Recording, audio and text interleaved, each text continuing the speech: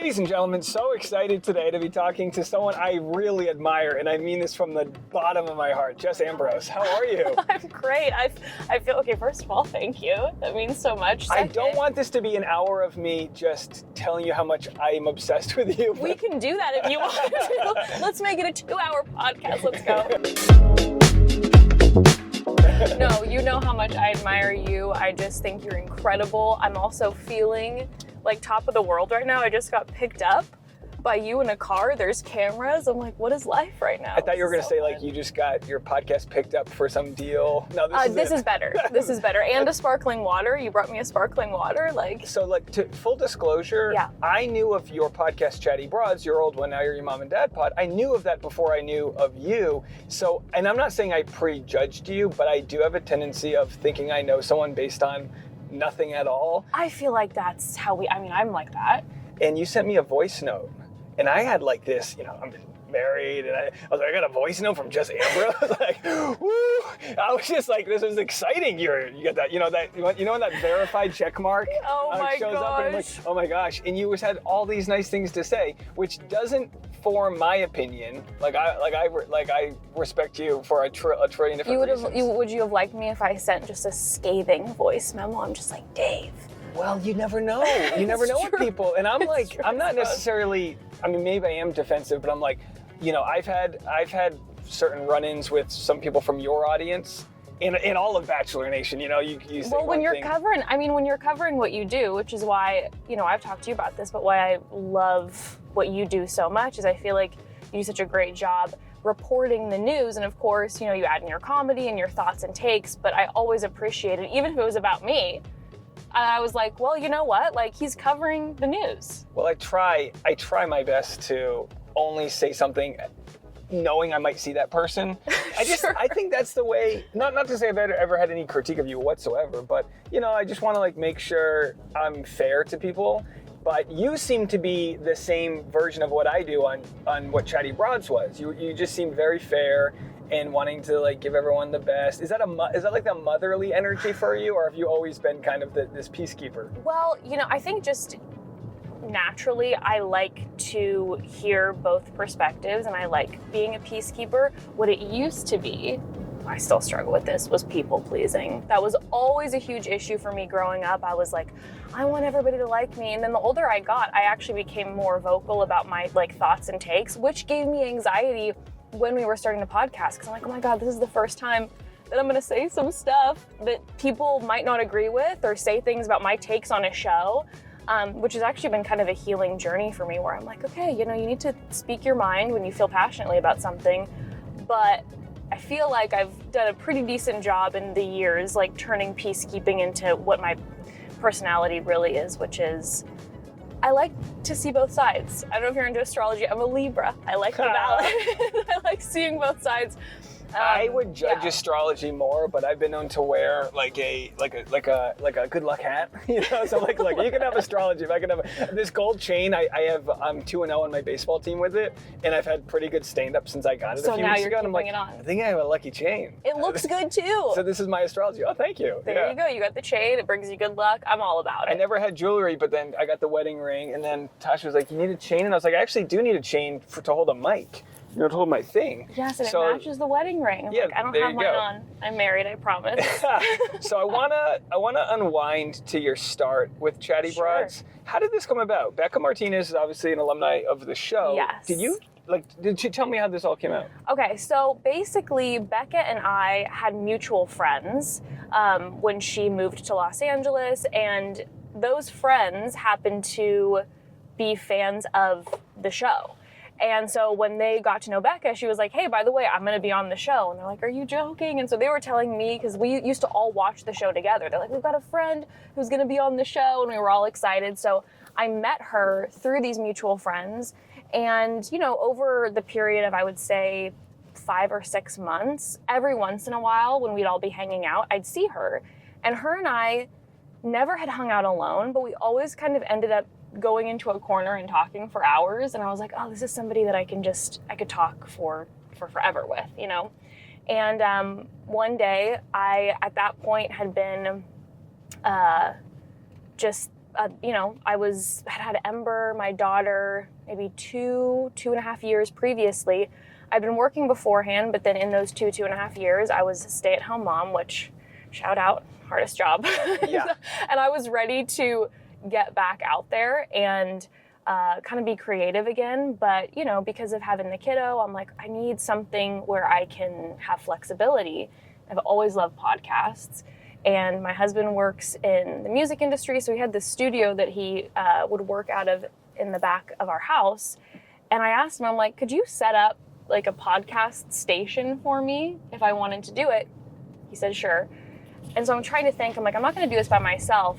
And right away I thought of Becca. She was coming off the show. She had just announced that she was pregnant. Her and I had talked about being moms and our pregnancies and all of that. And I'm like, I'm just going to shoot my shot. And we were at the Comedy Store with a group of friends one night, and I just pulled her aside. I'm like, I know this is so random because we don't really know each other, but I'm thinking about starting this. Would you be interested? And lo and behold, she showed up the next week and was like, let's do this thing. And you guys created a real cultural movement there. I mean, your podcast is one of the biggest podcasts of all of Bachelor Nation. And at what point did you realize, like, oh, this isn't necessarily just like a fun thing to do, but this is like a business? Like, this is actually lucrative. I would say right around we started recapping. The first season that we recapped of the show was Colton's. Before that, I'm not familiar with this. How did that? Let's go down memory lane. We had done maybe about 10 episodes, and we were having so much fun. And then we started recapping Colton's season, and then the numbers started to really pop around then. And I'll never forget, I got an email from a agency that puts out podcasts, or that does ads for podcasts, and they were like, hey, we'd like to take a meeting. And I was like, wait, what? I'm like, there's money to be made in this? I hadn't even really thought about it in that way. It had always just kind of been, to me, something, again, like to have a creative outlet, because I had been home with the kiddo and was ready for that. And so when I got that email, I was like, oh, okay. And that's when it really hit. And I'm like, do I really get to do this for work? This is amazing. This is like a dream for me. I always loved radio. Like I said, I loved podcasts. So the idea that this is a way that I could make money was like, it felt like such a privilege and honor that people were listening. And well, I always, leap in the net will appear is one of my favorite sort of mantras. And you have to, like, you can, by all means, compensation is fair. If you're gathering that much equity in these many people, that's such a powerful place to be at. But you have to get there, you have to be believable and authentic. And again, I'll do this all day long. Your vibrancy, the way you talk and communicate with people, like, I feel like I've known you a very long time. What do I do? There's a car in the way. Do I have to back up? We're okay, trapped. This is live, folks. This is live. I can talk and do this at the same time. I don't know how you're doing it, because we were going down some narrow roads and I can barely drive in LA. I know. I think I can pull over right here for them. But either way, this is the real life driving with Dave. So I've only met you 6 months ago. I know, that's kind of crazy. Well, I've been watching your content for a long time, so I felt the same way when you and I started talking. I was like, I feel like I've known this guy for so long. But then I also feel like, too, and I feel so grateful when this happens, when you actually meet people and you're like, oh yeah, we connect, like we can have long conversations, and especially since we are in similar arenas, it's so nice to then find like a friend where you're like, oh yeah, we can like process through all this stuff and talk shop, do collabs. It's great. Yeah, no, and I mean, but my point was that you make your audience feel like they're a close friend of yours, and that is really complicated and hard to do. And people, and again, your audience, like, people don't realize how magical that is, because it comes off so effortless. Is that, like, where do the chops come from? You don't just dive into a podcast and be that good at it. Wow, that is high praise. Thank you. Okay, well, with the talking part, I just feel like I have never shut up my whole life. So I was like, I don't know what that's like at all. Yeah. It's like, put a mic here, I might as well. I'm like, I don't know if anyone's going to be interested in this. What's your position as siblings-wise? Well, for a long time, I was an only child. until I was about 14, and then my family adopted my little sister, who's the love of my life, but we adopted her when she was newborn. So I definitely, it's like not an only child, but I felt very much in a parental role. You were designed by that point. Yeah, I mean, I was like the built-in babysitter always. Sorry to interrupt. Oh, I just was curious where that people pleasing might have fit in, and I don't mean that in any bad way. Hey, no, I think a lot of it had to do with like the only child, and I was the only kid in the family, which was wild. So it was just me. So I was just always with all the adults and all the adults' friends. So I felt like I had to behave a certain way, all the time.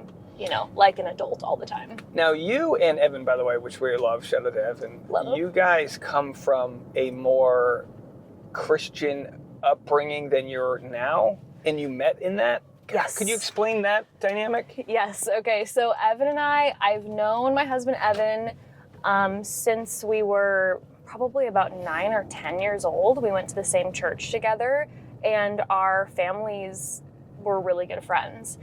And so I would, be in Sunday school with him my whole life. I always had a crush on him. Always. Of course. Was obsessed. I'd watch him from the upper pews and looked at him and be like, oh my God, look at him. And he used to have this like bleached blonde hair. And I'm like, it's so hot. He didn't feel the same way about me until we were a little older. But so I mean, we started dating when I was, 16. He was 17, I think, at the time. And we dated for numerous years, and then we broke up for like a year and a half in college, got back together, and, the rest is history as far as our relationship. I definitely feel really, I mean, you and Tasha have been together for so long. You know how it is. You find your person, you're like, whoa, I really found my person. This is incredible.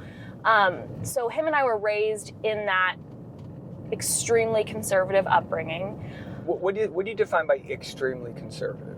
Oh my God. So, I mean, the type of school that I was at was, had to wear a long sleeve, had to stand up, the ankles couldn't be showing, stand up when an adult addressed you, had to wait for the adult first. Like, yeah. I mean, it was pretty intense. So it would fall into the purity culture as far as... Oh, Beyond. Yes. Okay. And I ask because I'm from New England, and where I'm from, culturally, Catholicism was more just it wasn't strict. Right. You could just apologize and whatever. Sure. Sorry about that. But so I didn't have too much of that sort of shame. But you hear people that they talk about their deconstructing of or coming out of being a Mormon or whatever, and there was never a time for me to need to admonish or say I'm no longer X, Y, and Z, because it was kind of like, So, but did you have that moment where you had to like tell your family like what you were feeling? That was like a weekly sit down. And how old were you at this point? At that point, it was as soon as I started dating someone. So my first boyfriend, I was like 14, 15. And I will say this, my parents were definitely more on the more low-key end, but still very strict. Like Evan's family was extremely strict. It would be, once Evan and I started dating, we were having a weekly sit down with the parents to like check in that we were not breaking purity contract. I had a card that I had to keep in my wallet that I got when I was like 13. Proud member. Yes, that it was like you kept it like almost like a yogurt. I always say it looked like a frozen yogurt stamp card that I would keep in my wallet. To be like, you're going to remain pure. Of course, I had the purity ring. Do they give you bonus points? Like if you buy 7 coffees? So like if you stay a virgin for 7 months, you get a free. Yeah, I get a bonus. Yeah, no, I wish. Yeah, there was no benefit. We're talking early high school. What was your archetype? Or were you the hot artsy girl, or what would you say you were in high school? In high school, it sounds. I feel like I just kind of fell in the middle of everyone. Like I didn't ever feel like I had any sort of like niche. I think in that way I felt a little lost. I hated high school. Really? It. Yeah. I just didn't feel like I had found my footing. So I was kind of just there. Like I just kind of existed. I was in musical theater, so I definitely had my crew there. And then at a church, I was more involved at church. I was part of the worship team, so I was like hanging out with those kids. But I didn't have a ton of friends in high school. Not in the way that it was like, oh my gosh, people were mean or anything. I was just I kind of kept to myself. I think around maybe 15 is when I started to really, really struggle with my mental health. And I really went just kind of introverted into myself and only let a certain amount of people in my life get close to me, I think. Do you think that mental health struggle, was it related to any shame from the culture, or was it just a side product of growing up? I think it's certainly, that didn't help, that's for sure. I know a lot of what I'm always breaking down is a lot of guilt and shame. I think it's something that like I'm genetically predisposed to. I've got that. Okay. Yeah, we had the same. Yeah. You understand? I am in shock of people that can just say no. You know, Katie Thurston's good at this. Yeah. She'll just be like, no, that's not the deal. No, we're not. And I would be like, I'm sorry. My dog ate my thing. I know, you relate to that so much. I can't say what I feel. Yes, that's one of the things that I love so much about being around Katie, because I'll watch her and she has these great boundaries, and I'll be like, okay, writing that down as a note to use for next time. I'll be doing that.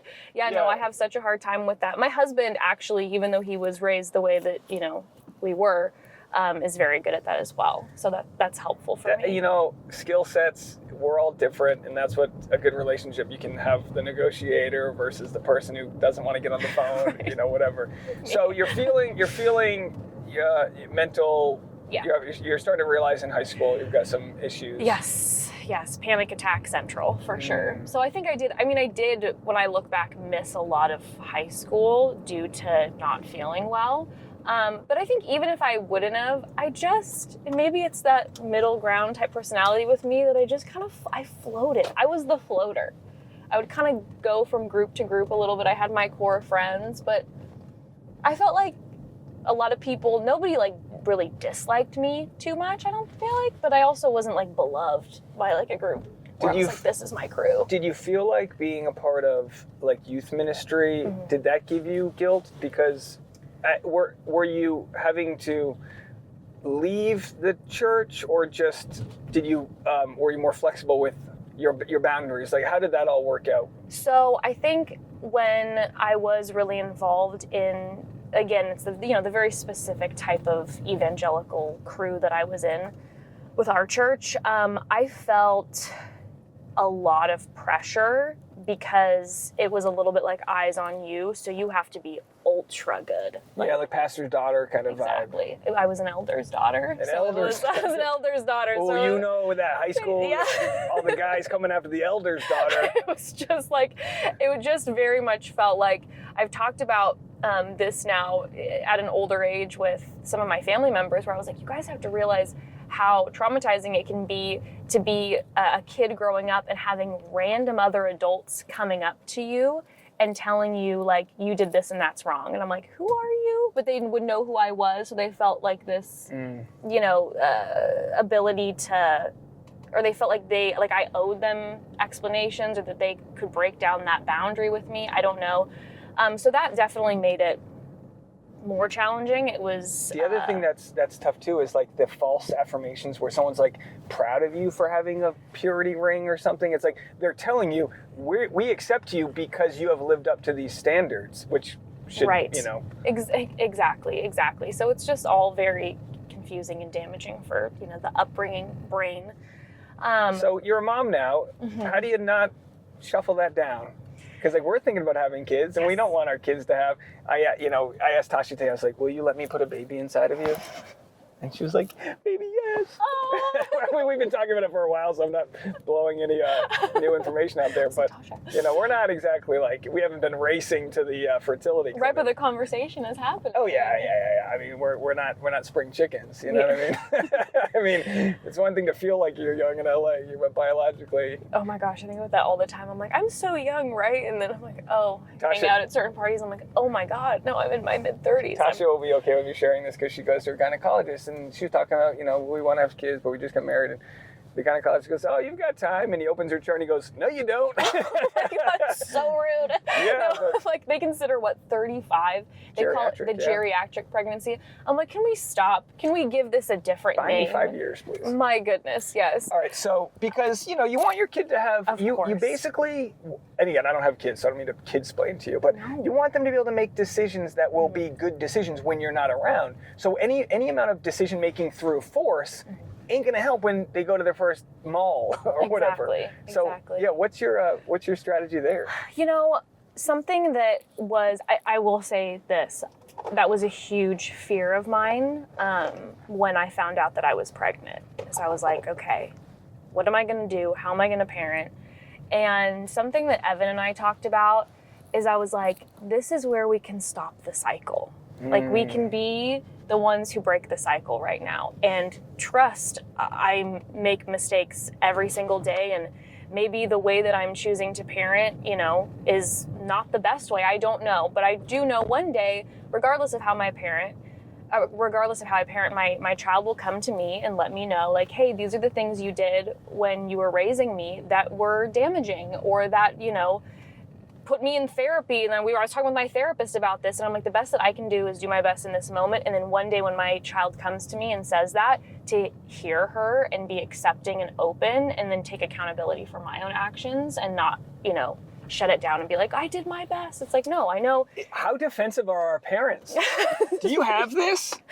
Do you have this with your parents, like your mom? Yeah, for a very long time, yes. And in recent years, my mom, it's been really amazing. She's had a big life shift of her own, and we've been able to have really healing conversations where she's like, I see now how that affected you in this way and that way, which has been so wonderful, and I'm so grateful for that. How beautiful is that? But oh my God, yeah, the defensiveness. You're like, I guess we're just not going to talk about this. Yeah, well, pass the cranberry sauce. We'll try again next Thanksgiving. Exactly. So yeah, with raising our child, the biggest goal for me is that my child knows that regardless, I will always love them. Oh. And that's the biggest thing to me, because, I don't know what my kiddo's life is going to look like, or what path she's going to choose. And I think about our parents and how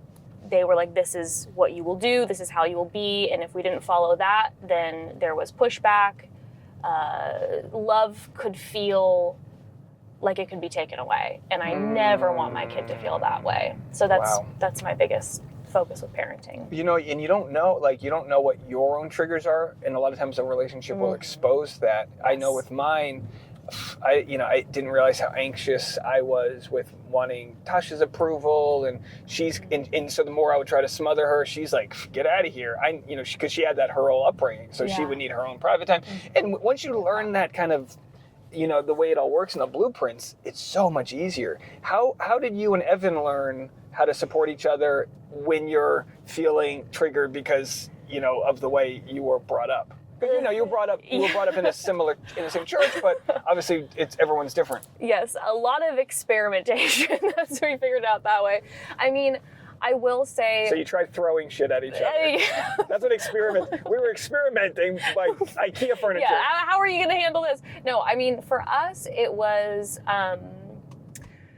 and him and I have talked about this a lot, because we had a lot of friends who got married around the same time, young, like we did, raised in the same, with the same upbringing, that, have since gotten divorced.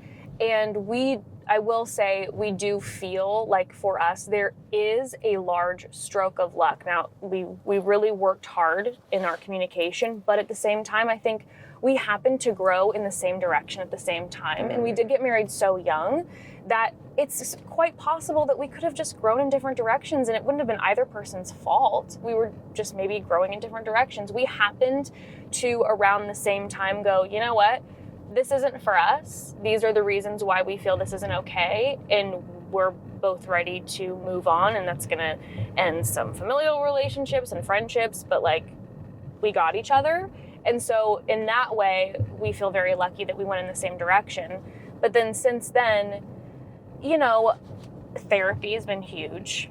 our own separate therapy of trying to figure out what those triggers are. And you mentioned, sorry. Oh no, I was just going to say, also then being able to name it. Like when Evan and I talk constantly, like we always say, find the person you can talk with. That's the biggest thing to me. And so we just have spent so many hours talking through everything in ways that we feel and just trying to put words to what those triggers are. And then remember, like, we're in this together. We're supposed to be partners. So we don't want to aggravate that trigger, even though the temptation when, I'm frustrated to be like, button. But like, this is not going to be beneficial to either of us. Let's support each other. And that's a real faith in the company, the faith of like, I'm not going to just try to tear this down, or I'm not going to run away. Like we're committed. And how quickly can we get to understanding? You mentioned like sort of shining sunlight into like the dark spots, and you don't see those until you get heavy into a relationship. You mentioned that Chatty Broads was a form of therapy. Could you talk about that? Yeah, absolutely. That was, for me, like I said, this time where for the first time I felt like I was really using my voice. And because of the people-pleasing tendencies, I had really not spoken about the way that I feel about a lot of things. I was always really afraid to. I was afraid that people weren't going to like me and were going to judge me. And through so many conversations with Becca, we talked about a lot of things that I had been so nervous to open up and share about.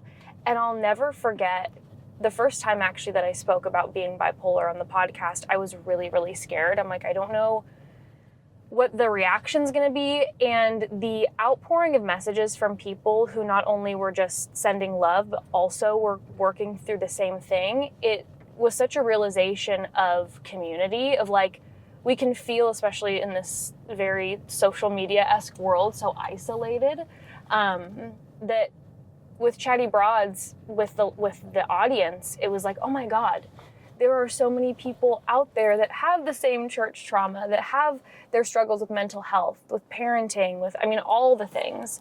And that was just such a huge display of community to me, like unlike I had ever felt before. And I think, when you were talking about me feeling like connected to the audience, which I so appreciate that, I genuinely believe it's because I feel, like I deeply feel that way. And I've felt just time and time again through different conversations, just a connection with and gratitude for all these people listening who are willing to, in return, share stories with me and share a part of their life with me every week, if that's listening to us for a couple hours. Like, it just feels like a really big honor, and I feel really grateful for it. I relate so much that it's hard to explain that to people, because yesterday we went hiking and someone goes, we're in some trail in the middle of nowhere, and then someone goes, "Hey, Dave!" Yeah. And I turn around and go, "Huh?" And I'm still in that mindset for my whole life of like, if you say my name, it's because you know me. And I'm like, who are you? When did we meet? And she was, her name was Catherine. And she goes, I listen and watch all your stuff, and I just wanted to. She was like, if I didn't say hi, I would have been. And I was like, oh, it's amazing. Just amazing to see that those people are out there. And it's not, there's so much love. When I did your podcast, Your Mom and Dad, which of course is the offshoot from Chatty Broads, I had a show the next day in San Diego. I wasn't even promoting that show. I had about a dozen of your fans came to the show. I love that. And they were just the nicest people.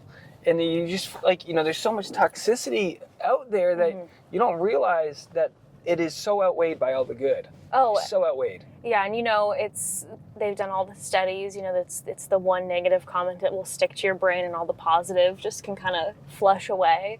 But everything you're saying, when I have the opportunity to see someone in person who has, listened to Chatty Broads or Your Mom and Dad, that's when everything falls together for me. And I feel like it's like an old friend where you're like, oh my God, we know exactly where we're going in conversation, because we've all, even though, I'm just blabbing into the mic, we've all kind of been talking through this simultaneously. And yeah, it's there's like, such a common denominator. Yeah, it's a connectivity that I think I was lacking for a lot of my life. So I think that's, I mean, now... You give me goosebumps. I'm like, Dave, you're doing, this is therapy, Dave. I'm on the couch right now. I'm thinking now, I'm like, okay, yeah, with high school, I guess I didn't feel like I had found my place.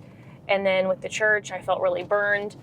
I guess this is really the first place that I felt community. The Church of Jess Ambrose. Oh, God. Tax write-off. I thought about starting a church. I'm going to save a lot of money on taxes.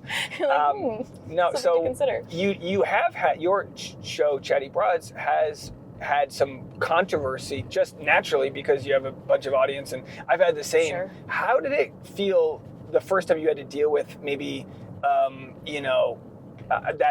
a group of, because you have the Facebook group and all these other communities, Reddit, Right. subreddit. How did it feel like knowing that the people that don't agree with you are going to be vocal about it? Did you feel that ownership there? Yeah, that was really hard. And I think it's hard for anyone. I know specifically with the way that I'm wired, like we were talking about with like, wanting everyone to feel happy, that was really challenging for me, and that like mental health wise definitely took a toll. I think that's a reason why in a lot of ways I have taken certain steps back from social media to a certain degree. I always say, I'm like, when a mistake is made, I want to take accountability and I want to have conversation about it. And that's one thing. There's a whole different other thing than where, there's certain people out there, and it's such a small percentage, but, who are just commenting on, your Insta stories, just like, you're ugly, like, you're this, you're stupid. Like, because of that, I realized how much of an effect it took on me. So I've taken certain steps back. And I think some of those situations would open the door a little more for that. But yeah, no, it took a toll, and it was another big moment in my adulthood and growth, I guess, because I think because of the way I was raised, my instinct is to be like, oh God, oh no, and like curl in a ball and panic and freak out.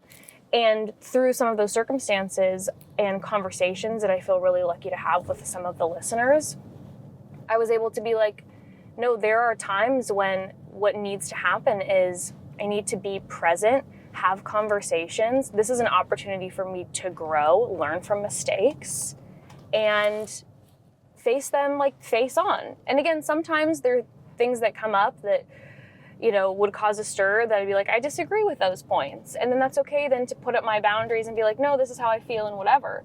But when I was like, oh yeah, no, I did make that mistake, it helped me, I think, learn how to not just, like I said, curl up in this ball and be like, oh no, everyone hates me. And not go, everyone hates me. Go, okay, Jessica, where was the mistake? What can you do? Where can you learn? Where can you grow?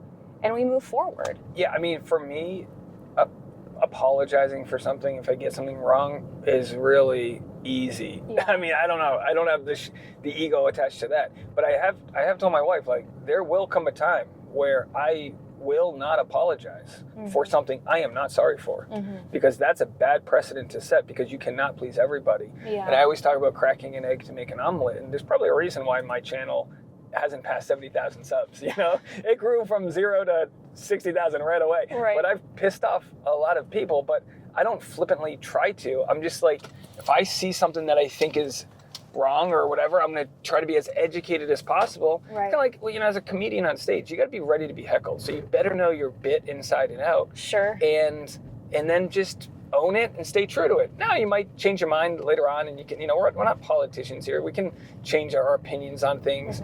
But with an audience that consumes all of your content, the good is that you get to connect with so many people, but the bad is that there is this feeling like there is an ownership over you because you wouldn't be there without them. Right. And I think, oh, sorry. No, go for it. Oh no, I was just going to say, I think, and was this such a learning curve for me, again, because of some of my past and having like eyeballs on me at the church all the time and being told what's right and how to react to certain things all the time. I think what I'm really grateful for is learning that there is a difference, that not all criticism should result with me, again, being like, everybody hates me and I should just stop doing this forever. It's like, no. Some criticism, like you were saying, is from people who are just like, I don't like you, I don't like this opinion, da-da-da. And then I can stand firm and know when I'm like, no, this is how I feel, I'm not changing it. But then on the flip side, then there's been so much that when I stepped into this podcast, the vast amount of things that I've learned that I was like not educated on, it's endless. Oh, yeah, but you've got 100,000 people giving you, like there are experts in there in some random topic. Exactly. And I feel then so grateful for that, because I'm like, oh my goodness, I feel the privilege to be able to then have access to that, even when it can be painful sometimes, because where I was before, I probably wouldn't have had that access to this. Yeah, so and like I always, of that. we kind of both have similar content in that it's like I'm going to show up the best I can pretty much every day. Yeah. And that doesn't mean I'm going to be an expert in every conversation, but I'm also not selling snake oil to people. Like we're just talking, these are words. Right. And I think that's why podcast continues to be so important, just like a lot of stand-up is because in a world where everything else is being buttoned up and edited, it is still a long-form conversation that makes it so hard to misconstrue someone's heart and their intention. Yes. And you've got your heart and intention are just very clearly a positive one. It's not a cynicism you have or a low energy. It's hard to explain what a low energy is until you feel somebody who's just, so much pain they have. Yeah. So it's interesting that you come from a world that you're no longer a part of, a purity culture, but you've brought from it love that probably wasn't given to you in those younger judgment years. Yeah, I think your words mean a lot. I really appreciate them. I think that there wasn't a lot of love that was around, and I'm like, I love love. That's always been the thing. It was always like, Jessica, she's super dramatic. She's reading all her romantic things. She's passing out everywhere. It's always the drama. And I love that feeling of like the ecstasy of the community and being around people and being excited for things. And I think a lot of that too comes from with some of my mental health struggles, that I do try my best to like savor those moments and be like, we're good right now. Like, let's all hug. Like, I want to have that moment a lot of times. Hold on to this. Yeah. Bottle it up, boys. Exactly. And I'm that way. Bottle it up. Put it in the freezer. Freeze dry it. Save that compliment. No, my mom will write me a simple note. And I'm like, I guess I'm saving this forever. Oh, 1,000%. I literally, like, in my notes app, I have, if, my mom will say something, like, nice to me when I see her, I'll, like, go in the bathroom and write it down and keep it in my notes app, because I'm like, it means so much to me. The conversation I had with my mom without dialogue for the mother-son dance at our wedding. Oh my gosh. No words. Mm-hmm. Just could just feel this just burden gone. Yeah. And I didn't have a big issue with my mom. I still don't. But she left my dad when she was pregnant with me. So she's just had this sort of blue-collar burden where she's always felt like she maybe wasn't good enough, all these things that, like, we'll tell her all day long this just wasn't the case, but her being a part of that beautiful wedding was just another, like, pedal peeled away and lifted off, getting closer to that just bliss that it's like, look, our parents' age, they're not getting younger. We're at the age where it's like, all right, we still have issues, we'll work it out. But like, I want those days when they're numbered to be like, we all figured it out. Mm-hmm. And what she felt, the way she was raised, and like you said before, breaking that chain of, shame and fear. Like, everything's fear-based. We don't live in that world anymore where we need to be so afraid all the time. We need to, like, flourish. And how do we do that? Well, we do that by, letting our parents, not making them feel bad for the decisions they made, but, sharing your boundaries of, this is how I felt, and it might not be received well right away, but in the end, you just, none of it matters. None of that matters. And 100%. Just, you love love. I love love. And thanks for sharing that about your mom. She's just been on such a journey. The last year. It's so amazing. Such a journey, couple years. That you're then able to be a part of that now and to be like at our age and witness that is like a gift that like I know now, raising my daughter, seeing my mom in her process is like, oh my God, like I have my mom on one side, my daughter on the other, and growth can continue from like the start of life to the end. My grandma passed away about a week ago, and one of the things about my grandma. I'm sorry to hear that. Oh no, it's she was in her 90s, and so she had lived a long life, and she went to sleep and was feeling good, and she drifted off to a dream, and that's how she went. And one of the things about her is that she never stopped growing, and it was always such a motivation to me. She had a really intense upbringing and life, and she always extended so much love and grace, and was the person in our like life who was like the cheerleader and who always would let us know how much she loved us. That was like the one person in the family who was just like this beacon of like, I'm going to let you know how I feel about you every time I see you. And now that she's gone, there's this realization of like what a huge gift that was. And so to me, I'm like, I just want to continue that legacy to make sure that whenever I see someone, because you never know, that I let them know like how much they mean to me. And carrying that light just goes, you just carry it on. And how I've always been curious, becoming a mom, what did that do to your mental health journey? And did you feel any shifts happen when you had something bigger than you to worry about? Yeah, definitely. I will say the biggest thing about becoming a mom for me was, of course, there are these things where you're like, it humbles you, it brings this new reality into life, and you're thinking about this other little one and how much you love them.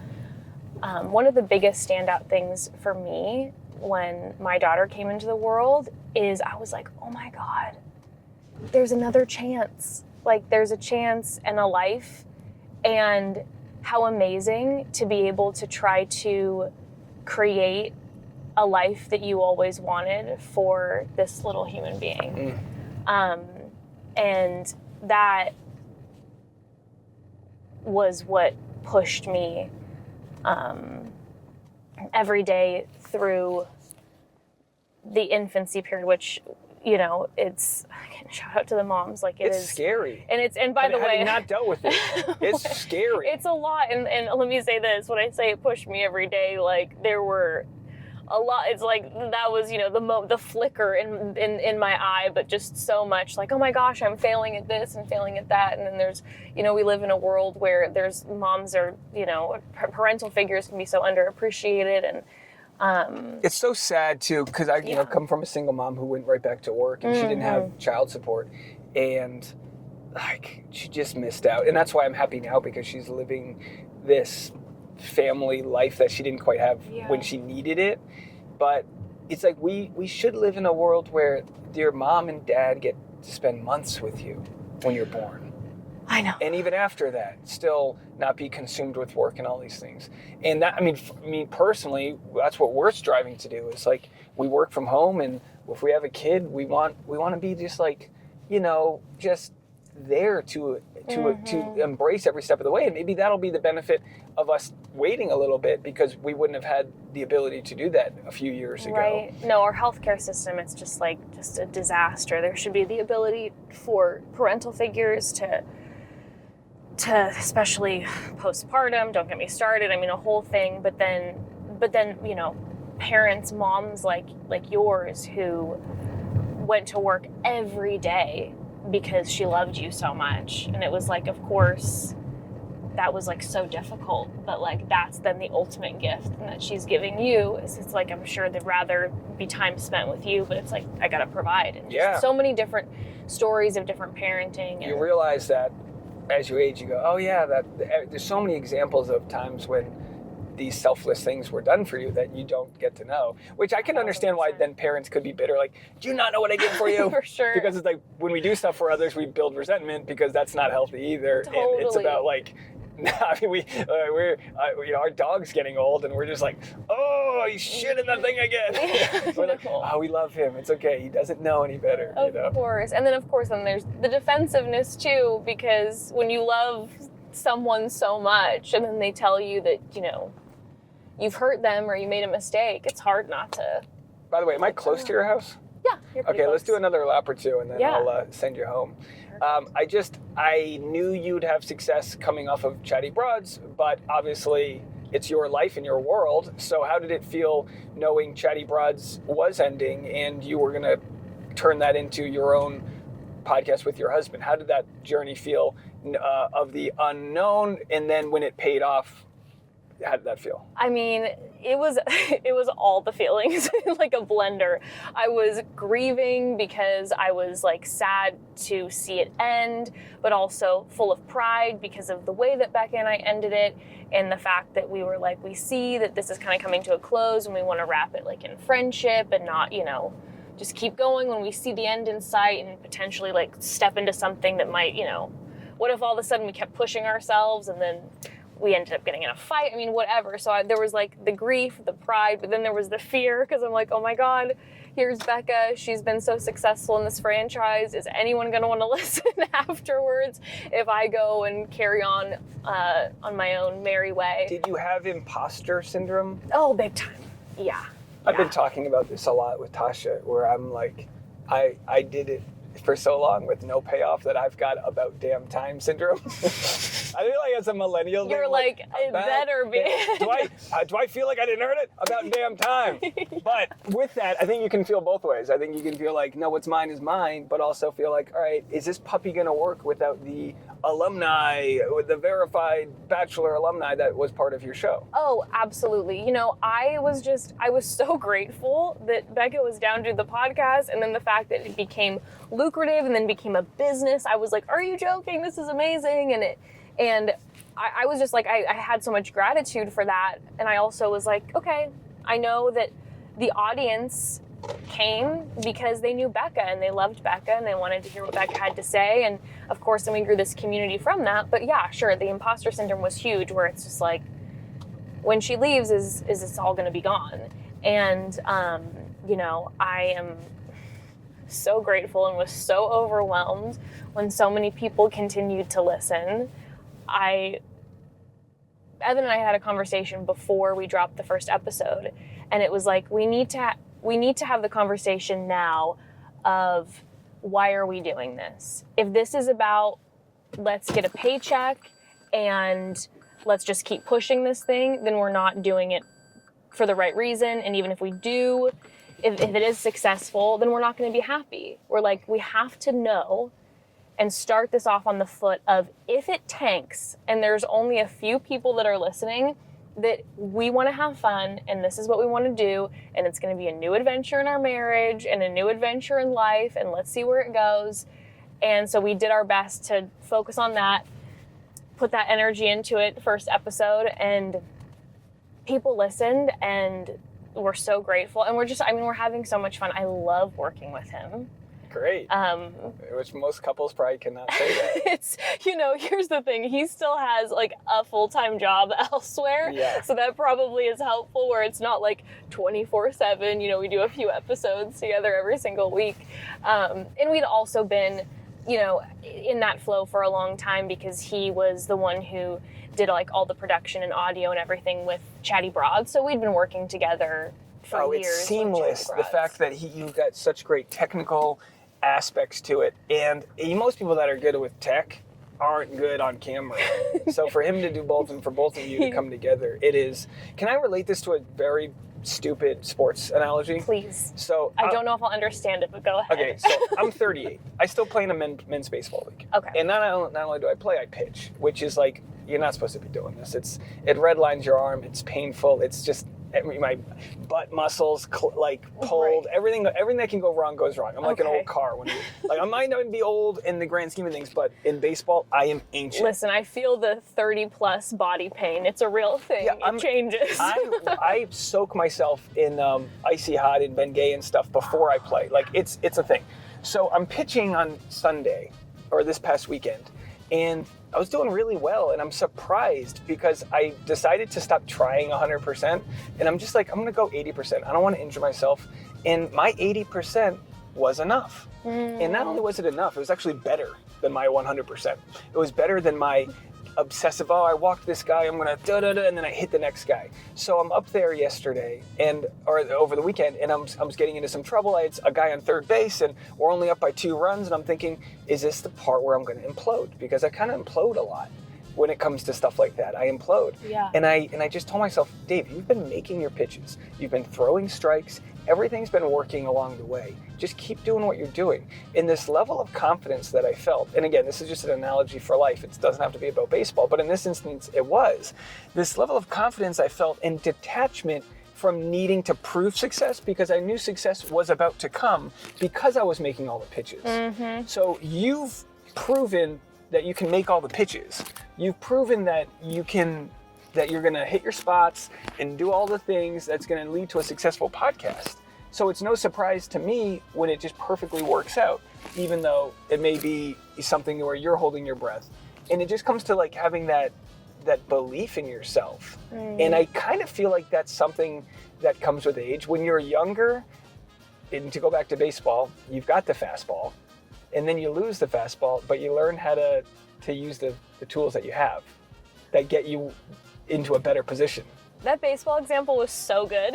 Oh, good. That was such a good example. It's I was such like, I'm like, I don't know baseball. I don't know if I'm going to follow. Yes, it's, I mean, 1,000%, and I appreciate the compliment. Wait, but are you this way? I'm this way, Okay, yeah. Sorry.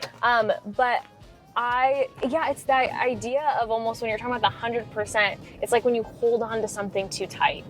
It's like too tight, and you loosen your grip a little bit. It's like if you're a salesperson, you're, I need to sell this. Yeah. Well, the person's gonna be like, oh boy. It's like, well, it's too much. You have to be confident in for you with your podcast, what you're selling. Just to wrap it all up, it is love. You're selling love, and your audience buys it.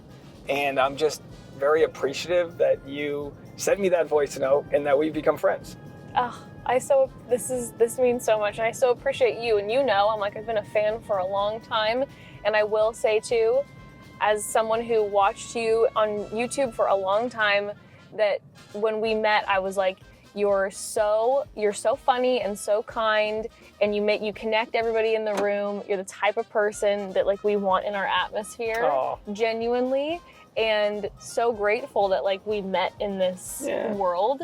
And I mean, I think you're the next big thing to me. I'm like, there's going to be, I don't know if talk shows are dying, like the Jimmy Fallon type thing, but whatever that next iteration is, that's Dave. Well, hopefully it's not in the car. We can I mean, I'm all about it. Well, cheers, and thanks for Cheers. driving with Dave. I appreciate it. Thank you. Oh, you're the best.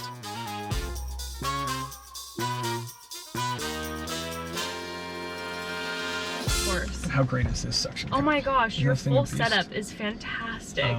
And then maybe like sometimes I'll just give the Patreon like these last 5 minutes.